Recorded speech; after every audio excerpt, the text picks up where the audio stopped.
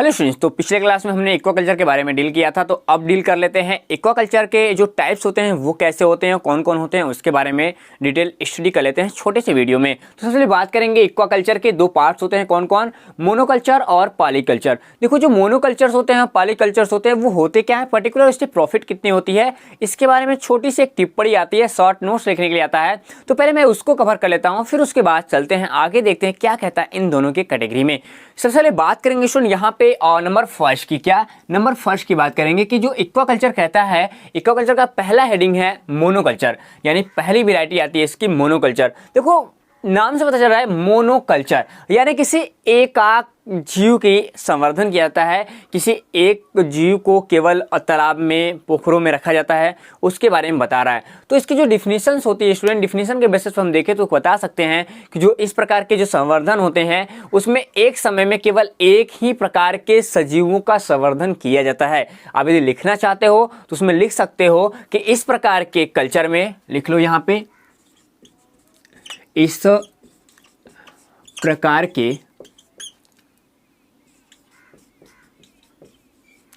Culture में एक समय में केवल एक ही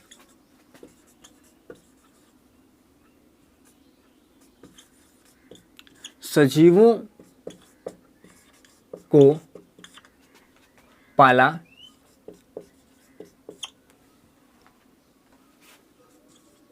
जा सकता है। ठीक, ये तो इसकी डिफिनीशन की बात करता है कि एक समय में केवल एक सजीवों को पाला जाएगा। ठीक, जो ये संवर्धन स्टूडेंट्स हैं ये काफ़ी इंपॉर्टेंट्स हैं, काफ़ी इंपॉर्टेंट मतलब कि जैसे हम बात करें उदाहरण के लिए कोई किसी तालाब की बात कर ले कि एक तालाब है, क्या है, एक छोटा सा तालाब है। मैंने माना कि सपोज मेरे पास एक तालाब का एरिया है, इस तालाब के एरिया में कोई भी आपका रोहू, क्या जैसे कोई भी इसमें, क्या मैंने रोहू डाल दिया, मैंने इसमें रोहू डाला, रोहू का पालन हो रहा है। ठीक, अब जो तालाब है इसमें रोहू का पालन हो रहा है, तो ये केवल इसमें रोहू है, तो ये किस में आएगा, ये मोनोकल्चर के प्रॉफिट में आएगा। किस में आएगा, मोनोकल्चर के टॉपिक में आ जाएगा।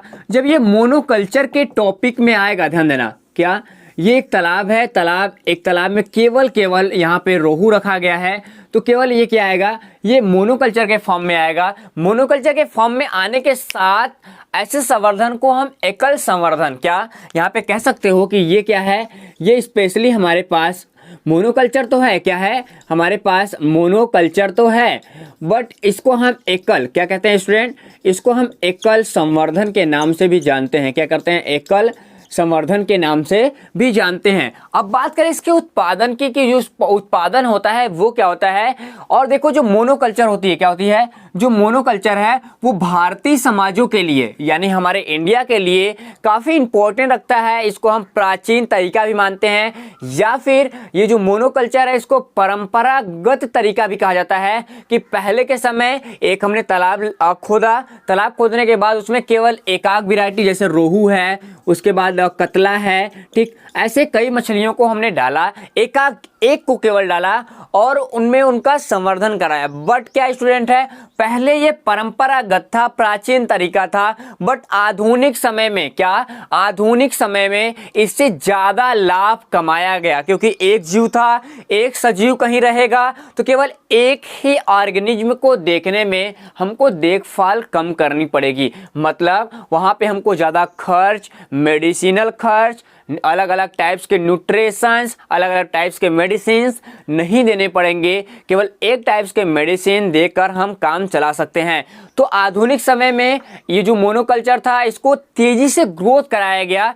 जब तेजी से ग्रोथ कराया गया तो इससे अधिक उत्पादन किया गया। क्या किया गया, इसके अधिक उत्पादन किया गया। जब इससे अधिक उत्पादन होने लगा तो इसके क्या अलग अलग यहाँ पे रिजल्ट मिलने स्टार्ट हो गए। क्या मिले, इनके रिजल्ट मिलने स्टार्ट हो गए।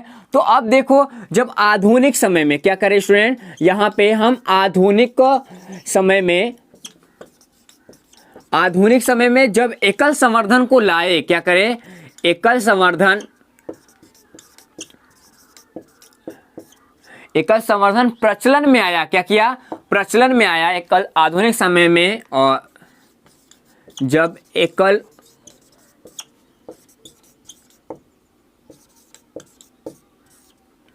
संवर्धन प्रचलन में आया तो निम्न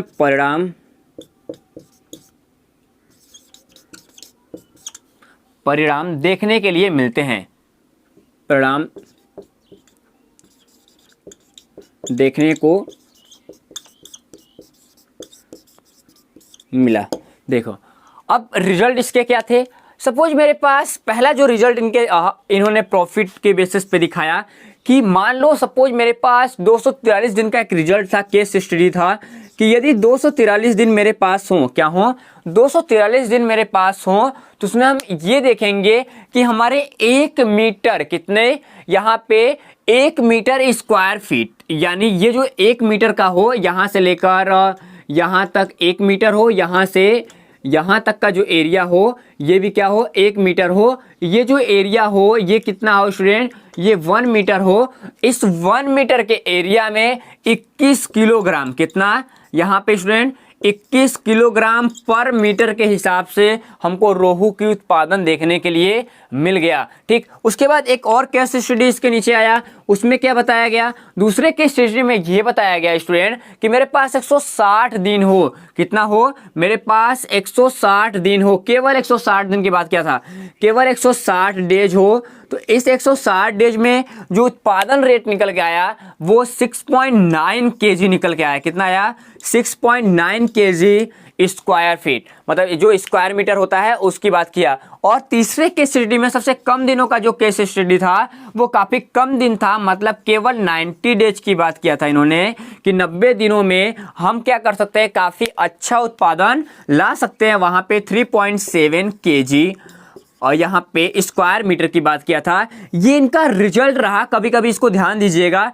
ये रिजल्ट पूछता है इसी एकल संवर्धन, यानी ये जो पूरा है रिजल्ट वो हमारा किस पे आता है, यहाँ पे मोनोकल्चर के लिए आता है। क्या आता है, मोनोकल्चर के लिए ये रिजल्ट देखने के लिए मिल जाता है। तो इतना कॉपी कर लो, फिर चलते हैं पॉलीकल्चर की बात करते हैं। एक चीज याद रहे स्टूडेंट, ये एक इकोनॉमिक, ये सबसे ज्यादा कभी कोई पूछता है मल्टीपल चॉइस क्वेश्चन में कि सबसे ज्यादा कल्चर का जो प्रॉफिट रेट है वो किस टाइप के कल्चर में आता है, तो आपको बता दे कि जो मोनोकल्चर होता है उसमें हाईएस्ट मतलब हाईएस्ट जो यहाँ पे क्या होता है हमारा इनकम प्रॉफिट है वो ज़्यादा देखने के लिए मिल जाता है। मतलब इकोनॉमिक इंपोर्टेंस की बात करें तो सबसे हाईएस्ट इकोनॉमिक इंपोर्टेंस हमको मोनोकल्चर ही देता हुआ नजर आएगा। अब बात करें स्टूडेंट अगले नंबर की, जो हमारा पॉलीकल्चर कहता है वो क्या कहता है। देखो पॉलीकल्चर का मतलब हुआ कि यहाँ पे एक समय में उसी के साथ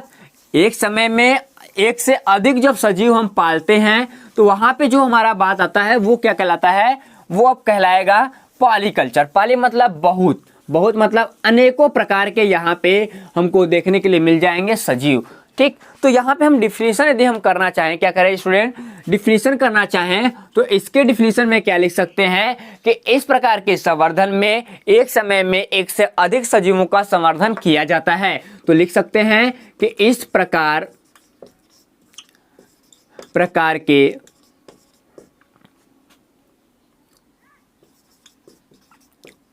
संवर्धन में एक समय में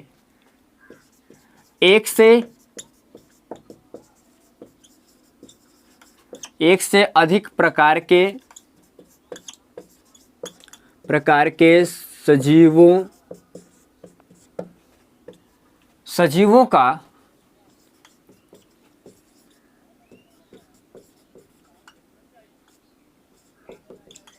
कल्चरिंग होता है। ठीक, देखो एक से अधिक प्रकार का कल्चरिंग हो गया है, ये दिखाता है। अब देखो ये क्या है, तालाब आपने देखा होगा। दूसरे पॉइंट की नोट पॉइंट की बात करते हैं कि जो तालाब है, तालाब इसका बेस्ट एग्जांपल है आज के समय। तालाब में क्या स्टूडेंट, तालाब में या फिर हम झील देख लें, जो हमारे आसपास झील दिखाई देगा उसमें ढेर सारे मछलियाँ अलग अलग टाइप्स की उसी में रहते हैं। चाहे हम जलाशय की बात करें तो ये अधिकतम मात्रा में जो मछलियां पकड़ने के लिए और इस विधि के लिए लगाया जाता है। ठीक, तो अब इसके प्रॉफिट क्या हैं? एग्जाम्पल तो हमने तालाब और झील देख लिया, इसके कि जो पॉलीकल्चर होगा वो तालाब और झील और जलाशयों में काफ़ी ज़्यादा रखा जाता है। यदि हम इसके नोटेड पॉइंट की सिंगल बात करें तो सबसे फर्स्ट हमारा पॉइंट निकल के आता है यहाँ पे। नोट पॉइंट का नंबर फर्स्ट जो हमारा होगा वो क्या कहता है स्टूडेंट? वो कहता है कि सपोज इनमें क्या होता है, अलग अलग जो विभिन्न की जातियों की मछलियाँ होती हैं उनका जो न्यूट्रिशन होता है वो अलग अलग होता है। जब न्यूट्रिशन अलग अलग होता है तो यहाँ पे वृद्धि करने में उनको वृद्धि करने में यहाँ पे कह सकते हो कि दिक्कत होती है। क्या होती है? वृद्धि करने में दिक्कत होती है। अब बात करें वही दूसरे पॉइंट की, दूसरा पॉइंट ये हो जाएगा कि सपोज मेरे पास कुछ मछलियाँ ऐसी होती हैं जो तेजी से ग्रोथ करती हैं, कुछ स्लोली ग्रोथ करती हैं, तो उनको बाद में कह सकते हो कि अलग अलग करने में, उनको छांटने में दिक्कत होती है कि कौन सी मछलियाँ रही तेजी से ग्रोथ करने वाली, कौन सी धीरे ग्रोथ करने वाली, उन दोनों को अलग किया जाता है। और एक देखा जाता है कि ऐसे मछलियों को हम साथ में रखेंगे, ध्यान देना, 2 या 2 से अधिक स्पीसीज हैं तो ऐसे मछलियों को हम साथ में रखेंगे, ऐसे फिशेस को रखेंगे या ऐसे ऑर्गेनिज्म को रखेंगे जो एक दूसरे को कभी भी हानि नहीं पहुंचाते हो। यदि एक दूसरे को हानि पहुंचाते हैं तो हम उनको एक साथ नहीं रख सकते। यदि एक साथ ऐसे रखेंगे तो दिक्कत हो जाएगी भाई, एक दूसरे को खा गया, ठीक, दूसरा उसको घायल कर दिया तो प्रॉब्लम तो मालिक को होगा जो जलाशय को लगाया, जो पॉलीकल्चर लगा रहा है, ठीक। और तीसरी बात स्टूडेंट यहाँ से ये निकल के आएगी कि इस समय में जो मछलियाँ हमने पाली है वहाँ पे जो सजीव पाला है वो एक दूसरे का सम्मान करे, शांतिपूर्वक सबको रहने दे, तब जाके पॉलीकल्चर सही तरीके से सफल हो पाता है, तो नहीं तो नहीं हो जाता है, ठीक। तो अब ध्यान देना, इसको हम सबसे सिंपल तरीके से जो पॉलीकल्चर होता है उसको मिश्र कल्चर के नाम से भी जानते हैं। क्या कहते हैं इसको? मिश्र संवर्धन। ध्यान देना, इसको ये कभी कभी पूछता है कि जो मिश्र संवर्धन है उसको हम क्या कहते हैं। तो मिश्र संवर्धन की बात कभी कभी आपसे कोई करेगा तो आपको पता होना चाहिए कि हमारे पास जो पॉलीकल्चर होता है उसी को हम यहाँ पे मिश्र संवर्धन की बात करते हैं। बात करें इसको स्टूडेंट रिजल्ट की, जो रिजल्ट होता है वो लगभग यहाँ पे ध्यान देना, जो परिणाम होते हैं, जो इसके परिणाम हैं, क्या हैं इसके जो परिणाम हैं वो परिणाम कुछ ज़्यादा देखने के तो नहीं मिलते, बट यहाँ पे 10 टन की बात किया था। क्या किया था? यहाँ पे 10 टन की बात किया था। 10 टन पर हेक्टेयर, क्या पर हेक्टेयर पर ईयर की बात किया था। क्या किया था? Per year. 10 टन का मतलब हो गया 100 कुंतल। कितना? 100 कुंतल हो गया स्टूडेंट। मतलब यहाँ पे 100 कुंतल का मतलब 10,000। कितना? 10,000 किलोग्राम यहाँ पे होते हैं, 1 हेक्टेयर में होता है और 1 ईयर का टाइम लेता है। तो इतना देखने के लिए मिल जाएगा हमारे पॉलीकल्चर के यहाँ पे एक्वाकल्चरिंग के पार्ट्स में। तो ये रहा दोनों छोटा सा क्लास। मिलते हैं नए वाले क्लास में लेके नए वीडियो के साथ, तब तक के लिए जय हिंद।